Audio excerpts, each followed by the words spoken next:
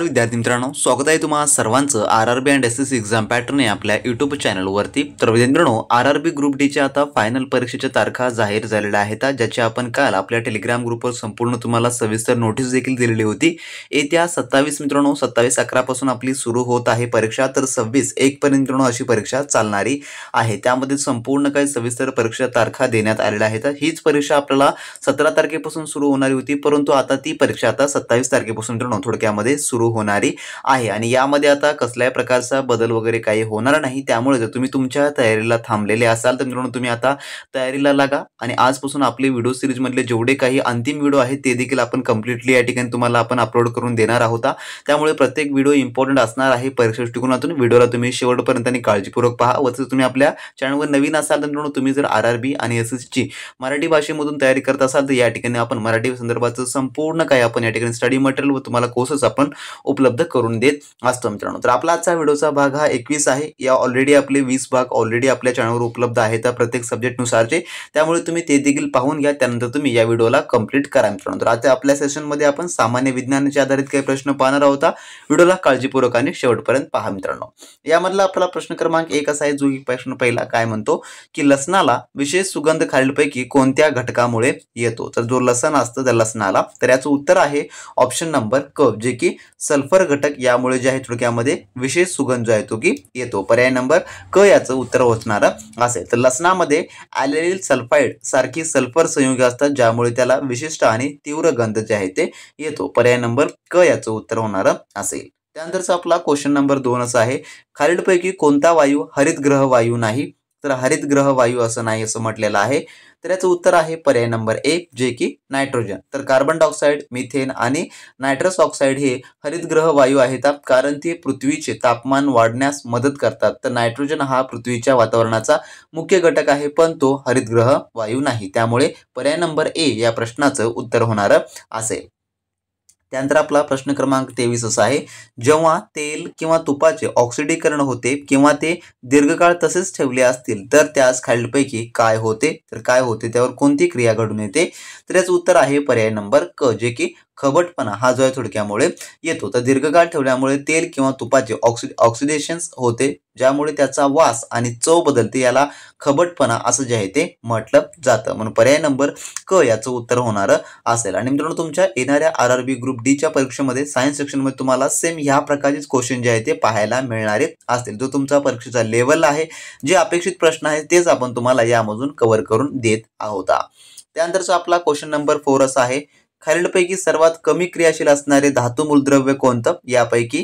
तर याचं उत्तर आहे पर्याय नंबर ए, जे की सोने। तर सोने हा सर्वात कमी क्रियाशील धातू आहे, ज्यामुळे ते वातावरणातील हवा किंवा पाण्याशी सहज प्रतिक्रिया देत नाही आणि म्हणूनच त्यावर गंज जो आहे तो चढत नाही। तर पर्याय नंबर ए या प्रश्नाचं उत्तर थोडक्यामध्ये होणार असेल। त्यानंतरचा क्वेश्चन नंबर आपला 5 असा आहे, खालीलपैकी कोणाचा आरएनए चे कार्य प्रथिनांची निर्मिती करण्यासाठी डीएनए कडून रायझोमकडे कोडॉन स्वरूपात संदेश वहन करते।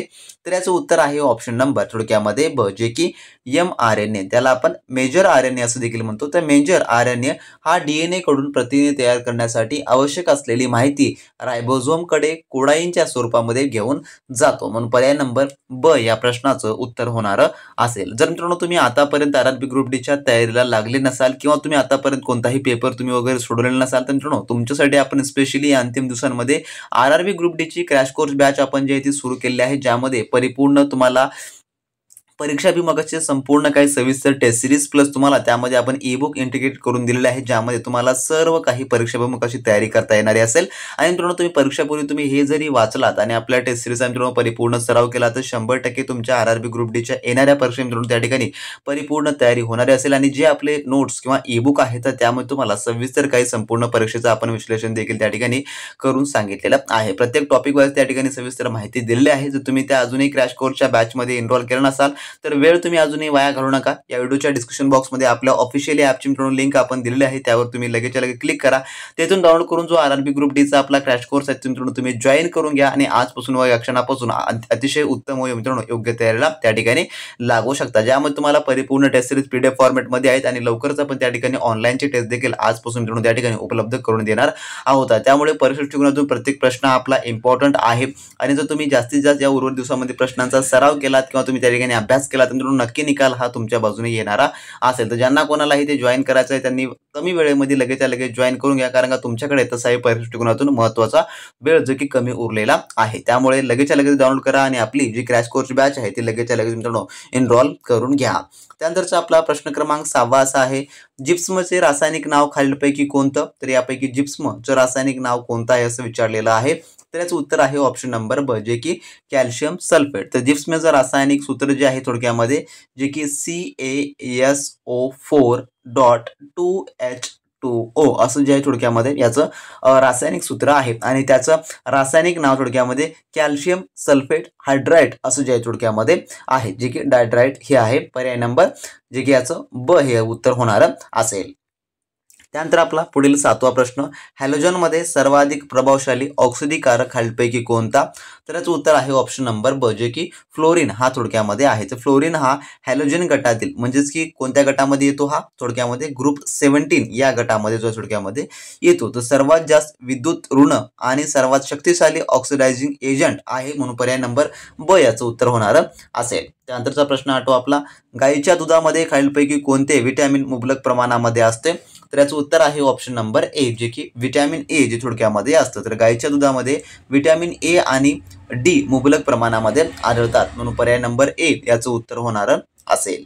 त्यानंतरचा क्वेश्चन नंबर 9 आपला, 18 कॅरेट सोन्यामध्ये खालीलपैकी कोणती जी की किती शुद्धता सोने असते? तर 18 कॅरेटमध्ये विचारलेलं आहे. तर याचं उत्तर आहे पर्याय नंबर क, जे की 75%. तर सोने हे 24 कॅरेटमध्ये मोजले जाते, परंतु 18 कॅरेट सोन्यात जे की सोन्याची जी शुद्धता आहे, सोन्याचं मोजण्याचं काढण्याचं जे प्रमाण आहे थोडक्यामध्ये जे की याप्रमाणे काढलं जातं. तर 18/24 गुणाकारामध्ये 100 ह्या प्रकारे जे याचं जे की काढलं जातं. जेव्हा याचं करतात तेव्हा ज्या थोडक्यामध्ये 75% हे जे आहे ते येतं, म्हणून 75% हे जे थोडक्यामध्ये ज्याचे की शुद्ध सोनं असतं. पर्याय नंबर क हे याचं उत्तर होणार असेल. तर तुम्हाला 22 कॅरेट, 18 कॅरेट, 9 कॅरेट अशा प्रकारचे काही सोन्याचे प्रकार पडतात. ते जर तुम्हाला त्यामध्ये सोन्याची शुद्धता किती असतं हे जर तुम्हाला काढायचं असेल तर त्यामध्ये तुम्हाला प्रथमतः जेवढं आहे ते सोनं ठेवून घ्यायचं, त्यानंतर खाली 24 कॅरेट घ्यायचं आणि त्यानंतर त्याला 100ने गुणून टाकून द्यायचं. त्यानंतर याच्यामध्ये जेवढं उत्तर होईल तेवढं जे आहे त्यामध्ये सोन्याची शुद्धता ती आहे थोडक्यामध्ये येत असतं. हे तुम्ही सूत्र लक्षात ठेवून घ्या कायमस्वरूपी.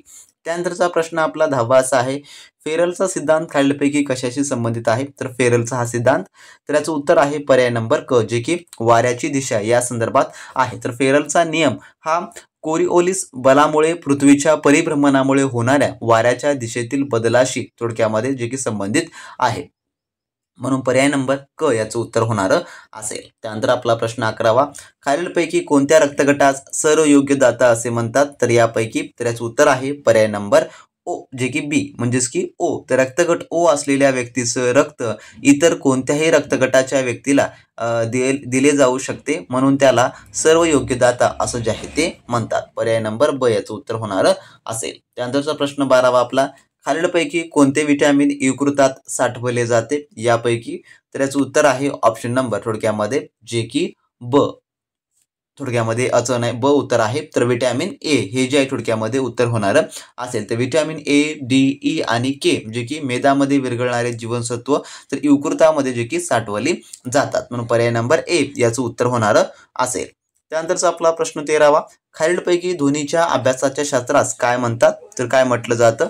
तर याचं उत्तर आहे पर्याय नंबर क, जे की एकॉस्टिक्स असं जे आहे त्याला म्हटलं जातं. ध्वनीचा अभ्यास करणाऱ्या विज्ञानाला थोडक्यामध्ये एकॉस्टिक्स असं जे आहे ते संबोधलं जातं. पर्याय नंबर क याचं उत्तर होणार असेल.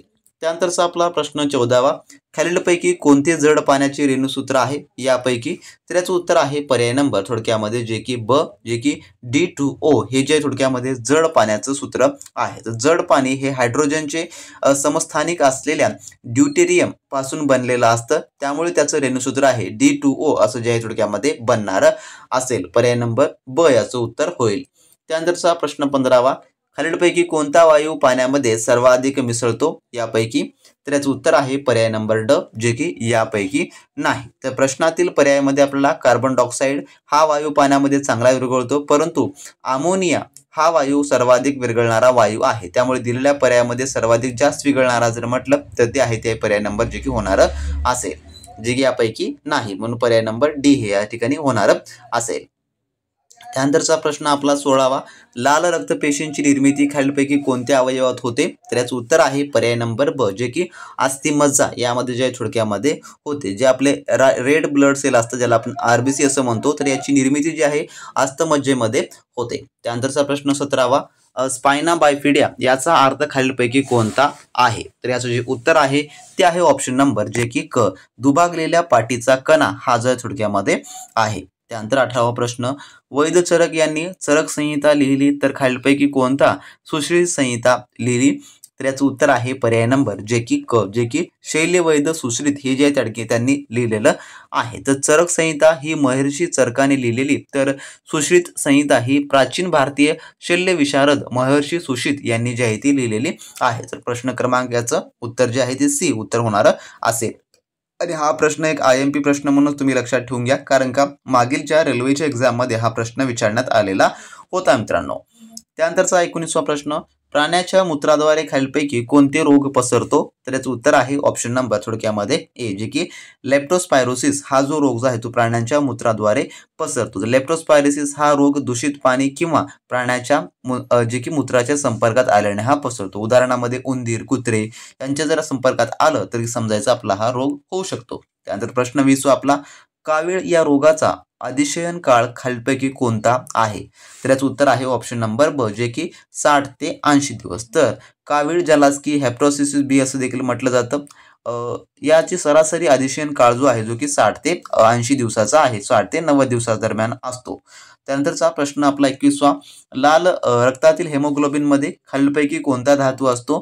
तर याचं उत्तर आहे पर्याय नंबर जे की क, जे की लोह. तर हेमोग्लोबिन मध्ये लोह हा धातू असतो, ज्यामुळे रक्ताला लाल रंग प्राप्त होतो आणि ऑक्सिजनचे वहन जे आहे ते शक्य होते. पर्याय नंबर क याचं उत्तर होणार असेल. त्यानंतर प्रश्न 22 आपला.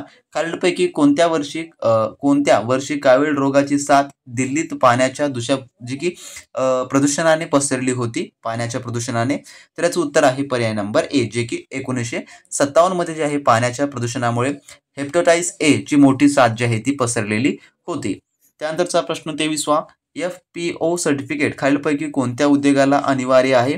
तर याचं उत्तर आहे पर्याय नंबर ए, जे की अन्न प्रक्रिया उद्योग याला जे आहे FPO म्हणजे की फ्रूट प्रोडक्ट ऑर्डर प्रमाणपत्र फळे आणि भाज्यावर प्रक्रिया करून बनवलेल्या उत्पादनासाठी जे की अनिवार्य आहे. पर्याय नंबर ए याचं उत्तर होणार असेल.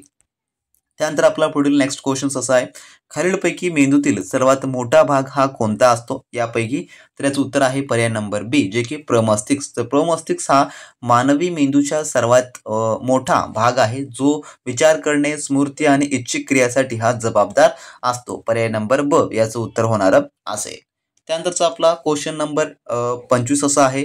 खालीलपैकी कोणता आजार हा प्रत्यक्ष स्पर्शाने पसरत नाही? तर याचं उत्तर आहे पर्याय नंबर ब, जे की हत्तीरोग. तर हत्तीरोग हा डासांच्या चावण्याने पसरतो, पण खरूज आणि कुष्ठरोग हे प्रत्यक्ष किंवा अप्रत्यक्ष संपर्काने पसरू शकतात. पण पर्याय नंबर याचं ब हे याचं उत्तर जे आहे ते होणार आहे, जे की पसरत नाही आपल्याला म्हटलेलं आहे. म्हणून पर्याय नंबर ब याचं उत्तर होणार असेल. तर मित्रांनो, असे आपल्या आजच्या भागामधले टॉप 25 क्वेश्चन होते, जे की सामान्य विज्ञानावर आधारित पाहिलेले आहेत. तर आपण संपूर्ण काही RRB ग्रुप 2 च्या तुमच्या अभ्यासक्रमानुसार सर्व काही प्रश्न आपण या ठिकाणी कव्हर करणार आहोत. त्यामुळे फक्त चॅनलला तुम्ही सबस्क्राईब करून ठेवा आणि जे विद्यार्थी आतापर्यंत इनॅक्टिव्ह होते त्यांनी आता ऍक्टिव्ह व्हा, कारण का येत्या 27 तारखेपासून आपली परीक्षा सुरू होणारी आहे. 27 पासून ते 26 तारखेपर्यंत चालणारी परीक्षा आपली 26 जानेवारीपर्यंत चालणारी परीक्षा. त्यासाठी आपण संपूर्ण काही परीक्षा विमुख अशी अतिशय महत्त्वाची अतिसंभाव्य प्रश्न या ठिकाणी तुम्हाला कव्हर करून देणार आहोत. त्यामुळे प्रत्येक प्रश्न इम्पॉर्टंट असणार आहे. व्हिडिओला तुम्ही शेवटपर्यंत काळजीपूर्वक पाहत चला आणि ज्या विद्यार्थ्यांनी अजूनही आपल्या RRB ग्रुप डी साठीच्या क्रॅश कोर्सच्या बॅचमध्ये जॉईन केलं नसाल तर त्यांनी लगेच जॉईन करून घ्या मित्रांनो. भेटू नेक्स्ट व्हिडिओमध्ये. तोपर्यंत बी प्रॅक्टिस क्रॅक एक्झाम.